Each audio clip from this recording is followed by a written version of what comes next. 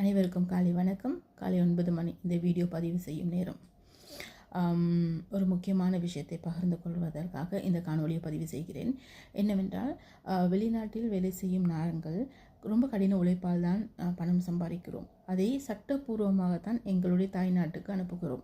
அதாவது பதிவு செய்யப்பட்ட இடங்களில் தான் நாங்கள் பணம் அனுப்புகிறோம். அந்த பதிவு செய்யப்பட்ட இடத்துலையும் நாங்கள் பணம் அனுப்பும்போது ஒரு டேக்ஸ் என்ற ஒரு டேக்ஸ் கட்டி தான் அந்த பணத்தை நாங்கள் ஊருக்கு அனுப்புகிறோம். வெஸ்டர்ன் யூனியன் மூலமாக அனுப்பும்போது ஒரு அமௌண்ட் நாங்கள் பே பண்ணிட்டு தான் அந்த இலங்கைக்கு பணம் அனுப்புகிறோம்.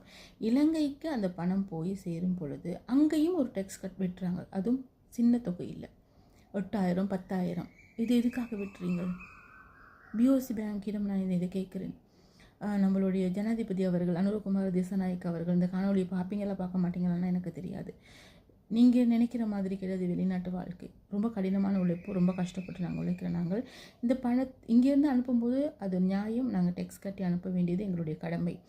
அதுவும் போக இலங்கையில் நீங்கள் எதுக்காக ஒரு டெக்ஸ் எடுக்கிறீங்க? அது பெரிய தொகையை எதுக்கு எடுக்கிறீங்க? எங்களுக்கு புரியலை. நான் யாரும் இந்த சமூக வலைத்தளத்தில் இந்த மாதிரி எந்த காணொலியும் பதிவிட்டதையும் நான் பார்க்க இல்லை. நான் ஒரு வேண்டுகோள் வைக்கிறேன் நம்மளுடைய ஆர்ஜே சந்துரு அண்ணாவுக்கு. சந்துரு அண்ணா இந்த வீடியோ பார்த்தீங்கன்னா தயவு செய்தன்னா, நான் உங்களுடைய காணொலியில் நான் பார்க்க இல்லை, இந்த பற்றின எந்த தகவலும் நீங்கள் கொடுக்க இல்லை, நான் கவனிக்கலை. தவறினா அந்த வீடியோ எனக்கு அனுப்புங்க, நான் பார்க்கணும். அதே ஏன்னா நான் ரொம்ப பெரிய தொகை வெட்டுப்படுறீங்க. நான் என்ன நினைக்கிறேன்னா, இதுக்கு பிறகு நான் பிஓசிக்கு பணம் அனுப்ப மாட்டேன். இது ஏன்னா என்னுடைய குடும்பத்தில் என்னுடைய தங்கை தாய் எல்லாத்துக்குமே பிஓசியில் தான் புத்தகம் பதிவு பண்ண இருக்கும், பேங்க் அக்கௌண்ட் இருக்குது. ஸோ அதுக்கு தான் நாங்கள் பணம் அனுப்ப முடியும். அதில் பணம் அனுப்பும்போது நீங்கள் 10,000 12,000 நீங்கள் பணம் வெட்டுனீங்கன்னா, இது எதுக்கு வெட்டுறீங்கன்னு காரணமே தெரியாமல் நீங்கள் பணம் வெட்டுறீங்க. இது நியாயமே கிடையாது. தயவு செய்து இந்த காணொலியை பார்க்குறவங்க யாராவது பார்த்தீங்கன்னா, இந்த மாதிரி உங்களுக்கு ஏதாவது நடந்திருந்தால் தயவு செஞ்சு பகிர்ந்து கொள்ளுங்கள். இல்லாட்டி எனக்கு மட்டும்தான் அப்படி நடந்திருக்கான்னு சொல்லி நான் மேலதிக விவரங்கள் எடுக்கும். பேங்க்கில் போய் விசாரித்தா அவங்க சொல்கிறாங்க இது முன்னாடி அறிவிக்கப்பட்டிருக்குண்டு. என்னத்தை அறிவிக்கப்பட்டிருக்குது?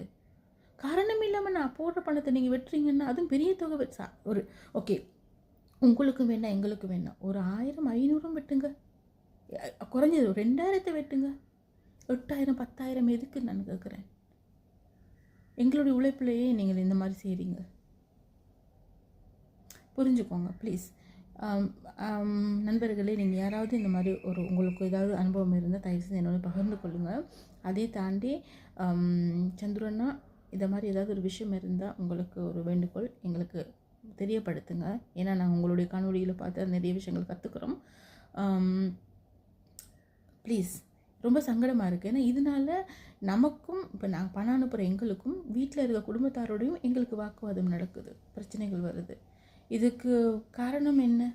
இந்த வங்கியில் என்ன நடக்குது? நான் இதுக்கு பிறகு நான் வங்கிக்கு நேரடியாக பணம் அனுப்ப மாட்டேன். நான் வெஸ்டர்ன் யூனியன் மூலமாக போஸ்ட் ஆஃபீஸுக்கு அனுப்பி கொள்கிறேன்.